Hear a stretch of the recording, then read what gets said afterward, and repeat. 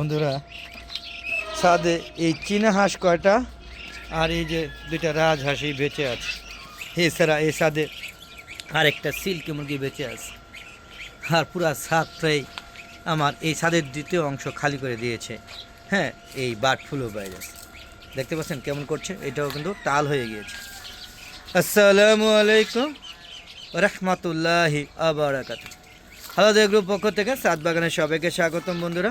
বন্ধুরা চলে আসলাম এই দুপুরবেলা এই ছাদে এই দ্বিতীয় অংশে হাঁস মুরগিগুলোকে নেবো না, মোরগ একটা আছে, এই হাঁসগুলোকে একটু খাবার দিব। এই করে বেঁচে আছে, হ্যাঁ, আর সব ভাইরাসে খেয়ে ফেলেছে। এখানে চীনা হাঁস আছিল প্রায় 50টা প্লাস, সব মারা গিয়ে এই যে 1 2 3 4 5 3 2 5টা আছে, আর রাজহাঁস 2টা বেঁচে আছে। তাও এটা এখনও বাঁচবে কিনা বলা যাচ্ছে না। আর এটাকে দেখেন মাথা, এই দেখেন মুরগির ঠোকর খেয়ে ফেলেছে, বুঝতেই পারছেন। তো বন্ধুরা, ওদেরকে একটু খাবার দিয়ে চলুন আমার সাথে আসুন। দেখতে পাচ্ছেন এই যেখানে খাবারের ডিব্বা একদম খালি, টোটালি নাই। এই যে দেখুন টোটালি নাই, দেখুন চলে আসছে আমার সাথে সাথে খাবারের জন্য। এই কটাই বেঁচে আছে এবং আমার মনে হচ্ছে সবগুলো হাসা। আপনারা আমার সাথে একমত কিনা আমি জানি না, হাসি একটাও নাই। তার মানে আমার এবার এই ভাইরাসে, বিশেষ করে এই ভাইরাসটা মানে অ্যাটাক করছে সব মুরগিগুলোকে।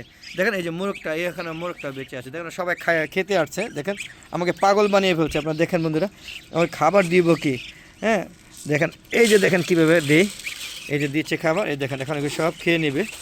দেখতে পাচ্ছেন এরা খাবে, এটা ভরে দিই। এই কটায় বেঁচে আছে, থাক বেঁচে। আমার মুরগি চলে গেছে। এই হাঁস দিয়ে আপনাদের রিভিউ দিতে হবে, নাহলে আমি ভিডিও দেওয়ার কোনো স্ক্রিপ্ট পাবো না। তো দেখছেন সবাই খাচ্ছে। এই দেখেন পানি নাই, একদম পানিটা খালি হয়ে আছে। এই পানিটা ওরা হাঁসগুলো পানি প্রচুর পান করে। তো চলুন আমরা একটু পানি দিয়ে নিয়ে আসি। পানি নিয়ে আসতে গেলে আমার মোবাইলটা খানিকের জন্য একটু স্কিপ করে রাখি।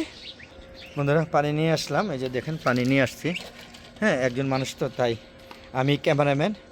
আমি আবার এই যে পানি আনার জন্য কি বলবো, কামলা ভূমিকা বা পানি আনার জন্য আমাকে যেতে হয়। তো বন্ধুরা, মূলত এটা ছাদের দ্বিতীয় অংশ। এই জায়গায় শুধু আমার ফলমূল শাক সবজি গাছ থাকার কথা। দেখতে পাচ্ছেন কী পরিমাণ লাউ গাছ হয়ে আছে। পুরো ছাদটা কিন্তু লাউ ভরে আছে, যদিও লাউ খেতে পারি না, সব যে লাউ ঝুলে আছে। সব লাউ পাতাগুলো খায় হলো আমার কবুতর বাবাজিরা।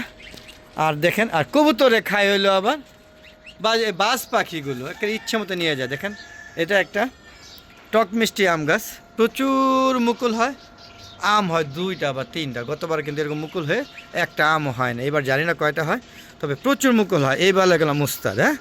তো বন্ধুরা প্রচুর মুকুল হয়, দেখতে পাচ্ছেন যে প্রচুর মুকুল হয়েছে এবং আমের কড়াও কিন্তু ধরে গিয়েছে। দেখেন মটর দানা অলরেডি শুরু হয়ে গেছে, দেখতে পাচ্ছেন। আর বন্ধুরা এটা 12 মাসি আম গাছ, যদিও এইবার আম গাছটা পরিচর্যা করতে একটু দেরি হয়েছে। এখনও কিন্তু আম আছে বন্ধুরা, আম মিস না। এই 12 মাস আম দিব। এই দেখেন আম ঝুলতেছে। আপনারা দেখেন 12 মাসে আম না হলে এখন কি আমের সময় নাকি? আম কিন্তু অলরেডি হয়ে গিয়েছে। গাছের ডালিম ঝুলছে, দেখেন কী পরিমাণ ডালিম। আপনারা যারা আমার ইউটিউবে নিয়মিত গ্রাহক এবং আমার ইউটিউব চ্যানেলটা যারা সাবস্ক্রাইব করে আছেন, শুধু চলে আসবেন আমার সাথে ডালিম খাওয়ার জন্য। প্রচুর ডালিম হয়েছে, দেখছেন প্রচুর ডালিম বন্ধুরা। আর বন্ধুরা এটা ডগমাই আম গাছ, দেখেন প্রচুর আম হয়। একটা আমের সাইজ কিন্তু প্রায় 1.5 কেজি পরিমাণের মতো হয়।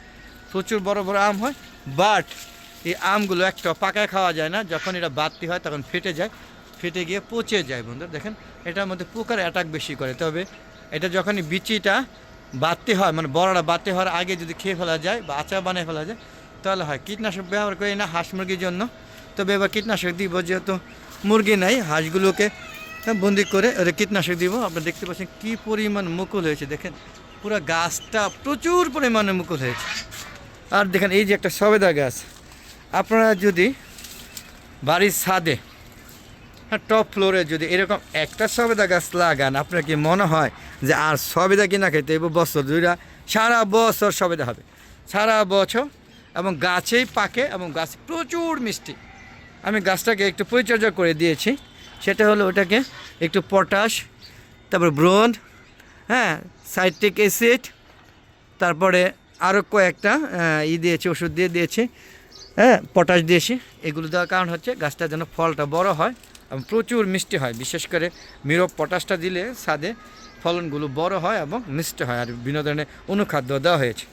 এটা একটা কাগজি লেবু, প্রত্যেক বছর প্রচুর লেবু হয়, এবারও মুকুল আসতে শুরু করেছে, দেখেন এই যে ফুল আসতে শুরু করেছে, আশা করি হ্যাঁ লেবু হবে। আর বন্ধুরা যারা এই দেখেন এই গাছটা বলেন আপনারা এটা কি গাছ, বিশাল বড় মনে হইতেছে আমি কোথাও জমিতে লাগিয়েছি, আসলে যে জমিতে লাগানো হয় না, শুধু একটা হাউজে লাগিয়ে দিয়েছি।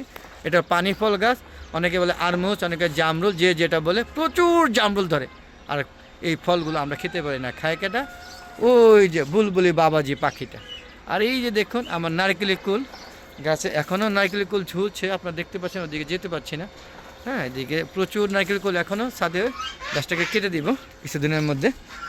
কদবেল গাছ বন্ধুরা, কদবেল গাছে কদবেল ধরেছে, খেয়েছি, কিন্তু এবার ধরে নেয়। আর দেখেন এই যে লেবু গাছের ফুল দেখ কত সুন্দর। তো সর্বোপরি আমার পুরোটাই ছাদ বাগান। এটা হচ্ছে এলাচি লেবু, দেখেন এই যে এলাচি লেবু কিন্তু মুকুল চলে আসতেছে, আর কিছুদিনের মধ্যে আরও পুরোটা ভরে যাবে। তো বন্ধুরা আর এই যে দেখুন আমার হ্যাঁ চীনা হাঁসগুলো খাবার দিয়ে গেছে, আসে দেখেন প্রায় শেষ করে ফেলেছে।